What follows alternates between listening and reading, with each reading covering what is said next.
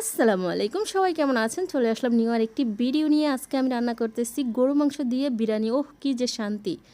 তো দিয়ে দিলাম এখানে 1.5 কেজির মতো গরু মাংস, আর দিয়ে দিচ্ছি এখানে আদা রসুন পেস্ট করা, দিয়ে দিচ্ছি এইখানে টক দইটা ফ্রিজে ছিল, নামার পরে পানি হয়ে গেছে।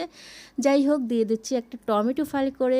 আর এইখানে আমি রেডি করা দোকানের বিরিয়ানির মশলাটা আজকে আমি ব্যবহার করতেছি। তারপর দিয়ে দিলাম পেঁয়াজ ব্রেস্তা। তো দিয়ে দিচ্ছি স্বাদ মতো লবণ এবং খাঁটি সরিষার তেল দিয়ে বিরিয়ানিটা রান্না করব। আর দিয়ে দিচ্ছি এইখানে আমি জিরা গুঁড়া এবং ধনিয়া গুঁড়া। আর সরিষার তেল দিয়ে যদি বিরিয়ানিটা রান্না করা হয় তাহলে মনে হয় যে কালারটা পারফেক্ট আসে। যাই হোক, এখন আমি সবগুলো একত্রে ভালো করে মিক্স করে নিচ্ছি। আর আজকে আমি দেব 1.5 কেজি গরু মাংসের সাথে 1 কেজি পোলাও চাল।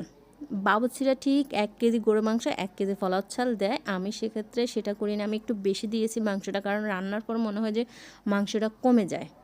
তো এখন আমি চুলা চালু করে দিয়েছি। তারপর দেখুন মাংসটা ভালো করে এখন কষিয়ে নিচ্ছি, যে পরিমাণ যখন পর্যন্ত সিদ্ধ না হবে, তো সে পর্যন্ত আমি জাল করব। আর আপনারা কে কে বিরিয়ানি খেতে খুব পছন্দ করেন? আমার কাছে তো খুব ভালো লাগে বিরিয়ানি, তেহারি, আর তারপর মোরগ পোলাও, মানে এই ধরনের খাবারগুলো খুব ভালো লাগে। এখানে দিয়ে দিচ্ছি আমি কিছুটা আলু, আর আলুটা আমি আগে একটু তেলে ভেজে নিয়েছি। তারপর দিয়ে দিলাম কিছুটা কাঁচামরিচ। তো এখন আবার ঢাকনা দিয়ে আবারও কিছুক্ষণ আমি জাল করতেছি। জাল করার পর আবার আসলাম, দেখুন কালারটা অনেকটা সুন্দর চলে আসছে। এখনই অনেক সুন্দর হচ্ছে কালারটা সম্ভবত। যাই হোক, এখানে এখন আমি দিয়ে দিচ্ছি পানি। আর পানির পরিমাণটা আমি দেখাইনি, আমি বলে দিচ্ছি। 1 কেজি পোলাও চালের সাথে আমি 2 কেজি পানি ইউজ করতেছি। মানে আমি 1 কেজি পোলাও চাল একটা পটে মেপে তারপর ওই পটে আমি দ্বিগুণ পানি দিয়েছি।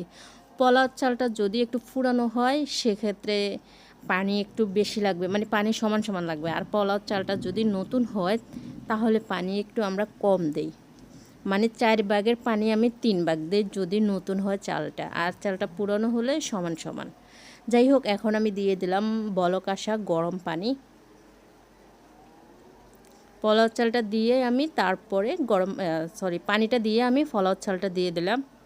এখন দেখুন বলক আসছে, বলক আসার পর আমি এখন চুলাটা কমিয়ে দেবো, একদম লো করে দেব। তারপরে তাপে হবে আমার বিরিয়ানিটা আজকে। তারপরে এখন আমি ঢাকনা দিয়ে দেব। এবার একদম চুলার আঁচ কমিয়ে দিচ্ছি, মানে মনে করেন অফ হয়ে গেছে, একটা তাওয়ার উপরে দিয়ে দিয়েছি। তারপর এখন আমি দমে রান্না করব। এই যে এখন একটু নেড়ে দিচ্ছি। বিরিয়ানিটা প্রায় আর বেশি লাগবে না, 10-15 মিনিট হলে হয়ে যাবে। তারপর খেতে পারবো, বুঝছেন? খেতে তো কি স্বাদ! কার কার পছন্দ, কার কার এখন খেতে ইচ্ছা করে বিরিয়ানিটা দেখে। যাই হোক, কে কোথা থেকে দেখছেন অবশ্যই কমেন্ট করে জানাবেন। আর আমার পেজটি ফলো দিবেন, ইউটিউব হলে চ্যানেলটি সাবস্ক্রাইব করবেন। ভাই, আপনারা সবাই ভিডিও দেখেন, আমি দেখতেছি, কিন্তু আপনারা ইচ্ছা করেই কেউ পেজটা ফলো দেন না এবং চ্যানেলটা সাবস্ক্রাইব করেন না। এমন করেন কেন?